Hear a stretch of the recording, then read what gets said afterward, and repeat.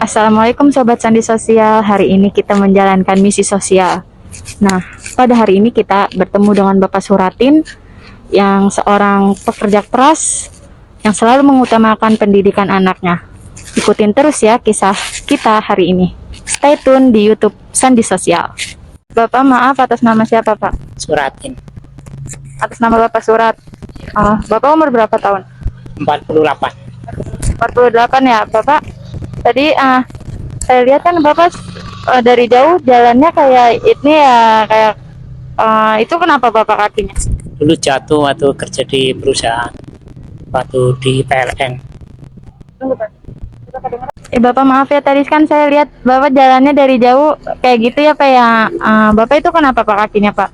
Dulu waktu kerja di perusahaan jatuh, waktu kerja di PLN tahun 2007 gitu. Jadi sehingga tahun 2007 jatuh di PLN, langsung kerja di perusahaan lagi. Langsung sekitar tahun 2010 saya keluar dari perusahaan itu. Berarti Bapak mulai mulung ini dari tahun berapa Pak? Tahun 2010. Tahun 2010 ya Pak ya. Tapi Bapak masih ada istri Pak? Kalau istri udah almarhum. Oh, istri udah meninggal ya. Berarti tinggal anak-anak ada berapa Pak? Anak ada satu. Anak ada satu doang. Itu udah umur berapa? Kalau anak sekarang baru 20. Berarti udah kerja apa belum sih Pak itu anaknya? Udah kerja ya? Iya, udah 20 tahun sekarang ini. Kalau anak belum kerja, masih sekolah di Semarang. Oh, sekolah di Semarang. Berarti jauh dari Bapak dong? Jauh. Kalau saya kan aslinya Banjarnegara. Tuh, jadi anak dulu waktu masih ada keluarga kan anak sekolah di sini.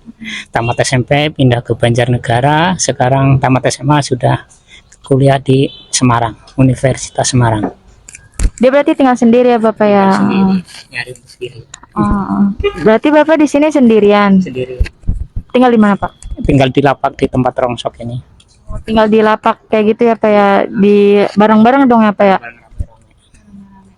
Tapi Bapak kenapa memilih memulung Pak? Kenapa nggak memilih pekerjaan lain gitu?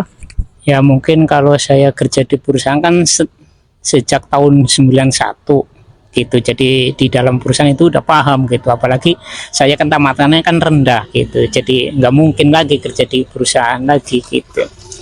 Makanya milih mulung. Mungkin ya bagi saya untuk milih mulung ya untuk terbaik untuk cari nafkah gitu. Penting halal ya Pak ya? Tapi anak tahu Pak Bapak kerjanya ini memulung? Ya tahu, anak saya merasa sejak belum sekolah. Waktu mulai sekolah TK di sini kan tahun 2011-an itu udah mulai sekolah TK di sini. Gitu. Ya tahu, emang sempat ngikut juga gitu. Tapi kan karena kasihan anak cuma satu, harus pendidikan harus itu kasih. Berarti bagaimanapun Bapak mengutamakan pendidikan untuk anak ya Pak ya. Bapak ini kalau mulai mulung dari jam berapa ya Pak? Dari jam 4 pagi tadi. Berangkat. Ya paling nanti ini sebentar lagi paling sekitar jam 3. Oh, jam 3 pulang ya. Iya. Terus, tapi nggak mulung lagi kan? Enggak, besok lagi paling beres-beres. Biasanya dapat berapa Pak ini hasil mulungnya? Ya kurang lebih ya di bawah cepet, kadang-kadang di atas 100, kadang-kadang di bawah 100 gitu.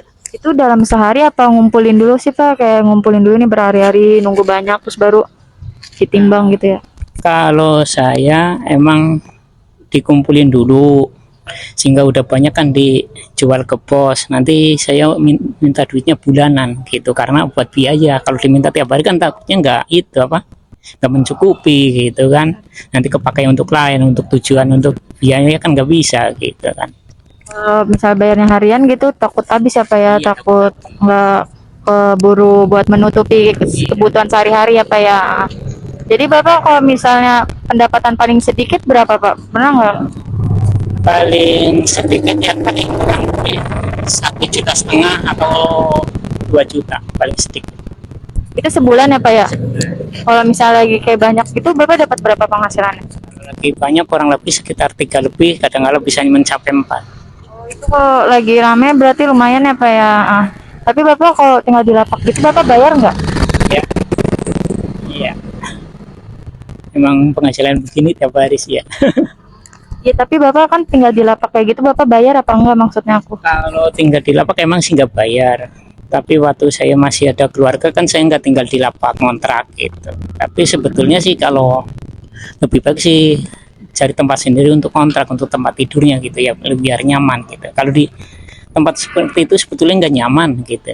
Saya tinggal ngikut bos di lapak kayak gitu kurang lebih sekitar 2 tahunan lah, baru 2 tahunan. Kalau dulu kan masih ada keluarga ngontrak gitu. Lebih nyaman gitu. Jadi dari segi harga juga mendingan ngontrak gitu. Bisa kurangnya lebih banyak gitu untuk membayar kontrakan setiap bulan malah cukup gitu loh. Dari sisa untuk itunya kan harga kan antara tinggal di dalam lapak sama di luar kan beda gitu. Beda jauh gitu kadang-kadang. Makanya lebih baik kontrak gitu, harganya lebih bagus sebetulnya gitu. Jadi ini Bapak ada keinginan untuk kontrak sendiri atau enggak Pak? Ya mungkin keinginan sih juga ada, tapi gimana masih sendiri gitu, kadang-kadang bingung gitu. Dikontrakannya bingung gitu, nggak ada keluarga, biasa ada keluarga, nggak ada keluarga, di situ kan rame-rame gitu. Jadi Bapak di lapak itu ikut tinggal sama bos lapak ya, jadi nggak bayar ya Pak ya? Tapi maaf ya Pak, aku mau nanya, dalam hidup Bapak itu ada hal yang kayak hal-hal yang bikin Bapak sedih nggak, kayak ada part sedih nggak sih di hidup Bapak gitu? Ya ada juga sih, ada sedihnya, ada senangnya gitu. Boleh nggak Pak ceritain kayak hal sedih yang pernah Bapak rasakan? Ya paling sedihnya kalau lagi mencari ini kan, kalau lagi musim hujan kadang-kadang belum dapat barang udah hujan gitu kan, kadang takut nggak mencukupi gitu untuk keluarga gitu. Apalagi sekarang kan untuk biaya anak sekolah kan kadang-kadang takut nggak mencukupi, ya gimana pun ya kadang-kadang bisa mencapai malam supaya mencapai target yang diinginkan per bulannya gitu. Oh, jadi Bapak selama ini masih mengirimkan duit untuk anaknya ya? Untuk biaya hidup di sana ya Pak ya? Berarti anak di sana juga sendiri gitu ya Pak? Enggak ikut sama saudara apa gitu enggak ya Pak? Nggak ada, emang waktu itu kan rencananya nggak jauh dari sekitar Banjarnegara gitu ya, tapi karena dapatnya sekolahnya di sono ya udah terpaksa di sono gitu, di Semarang. Guys, kita sekarang lagi di daerah Jatiwaringin di perkampungannya gitu guys. Terus tadi kita ketemu sama Bapak Suratin, umurnya 49 tahun, seorang pemulung. Tadi kita ngeliat Bapak ini dari belakang ya, dari kejauhan. Kita lihat tuh kakinya agak pincang gitu. Ternyata Bapak ini tuh kakinya pincang gara-gara kecelakaan pas kerja waktu kemarin gitu guys. Terus Bapak ini punya anak satu, kuliah guys, hebat ya guys. Bapak ini bisa ngulahin anaknya di Universitas Semarang guys. Dia anaknya di kampung di Universitas Semarang, bapaknya nyari nafkah di sini. Hebat ya guys, bapaknya bisa ngebiayain kuliah anaknya sampai kuliah pendidikannya. Bapak ini mementingkan pendidikan anaknya guys, karena anaknya kan satu, jadinya pendidikannya yang paling penting. Jadi pendidikannya paling pentingkan oleh bapak ini. Hebat ya.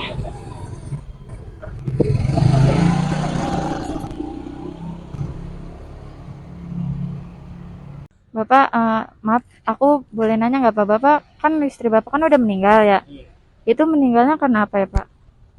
Waktu itu kalau kata dokter kena penyakit apa batu empedu. Sesudah emang kalau boleh cerita ya, kalau besok hari sekitarnya besok mau operasi, hari ini masih bisa membantu ini gitu, beres-beres di lapak. Sehingga sekitar habis operasi udah nggak bisa langsung bantuin gitu, langsung kawannya lemes, nggak bisa apa-apa gitu. Jadi dari operasi bulan Oktober, November, Desember akhir meninggal gitu. Desember awal ya waktu itu. Jadi itu udah sempat dioperasi Pak? Sempat dioperasi, terus tapi emang udah takdir ya Pak ya? Operasi gagal. Operasinya gagal gitu ya Pak ya? Jadi emang udah takdir ya Pak ya meninggal terus? Nah, Itu Bapak pas waktu istri masih sakit gitu, masih hidup, itu Bapak kerjanya apa? kalau saya tetap mau kerja seperti ini mulu. Oh, pas itu masih kerja jadi kayak gini ya Bapak ya, mulung ya?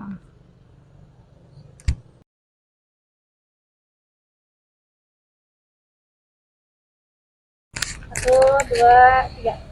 Bapak biasanya ini kayak nyari barang-barang mulung gini ke daerah mana aja Pak? Jadi sekitaran sini aja, paling nyampe Kalimalang balik lagi kemari gitu. Kayak paling jauhnya itu pernah nggak Pak? Kayak paling jauh mulung di mana Pak? Nggak pernah jauh sih ya, paling wilayah sini aja. Bapak pernah nggak sih kayak ngedapetin kayak ada orang yang usil gitu Pak, pas Bapak lagi kayak mulung gitu? Aduh, kalau masalah itu kayaknya udah kenyang ya, namanya orang di jalanan gitu ya.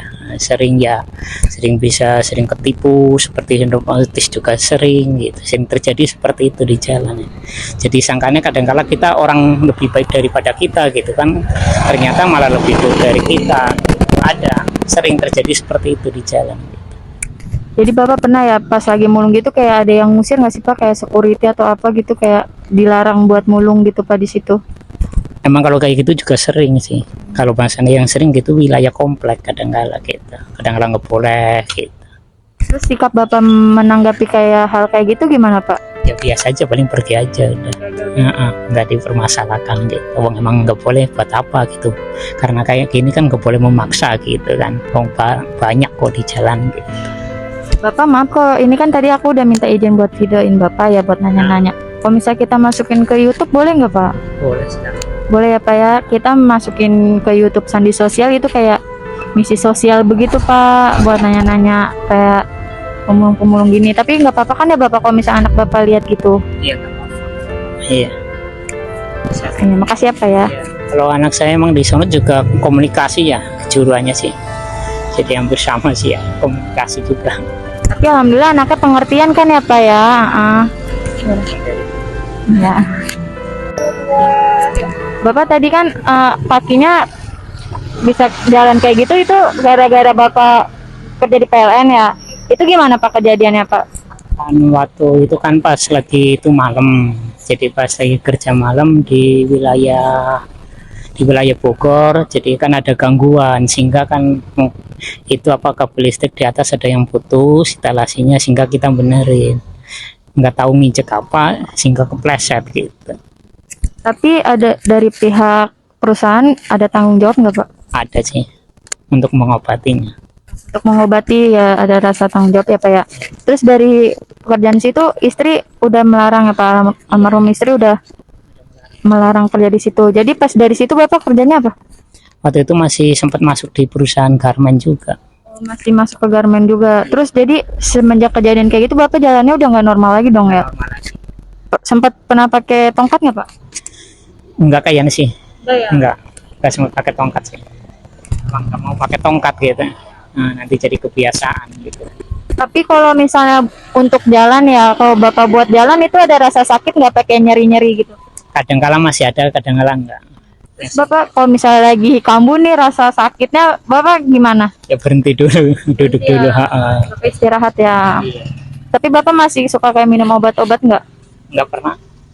Takut ketergantungan Ya, takut tergantungan ya betul. Makasih ya Bapak ya. Iya.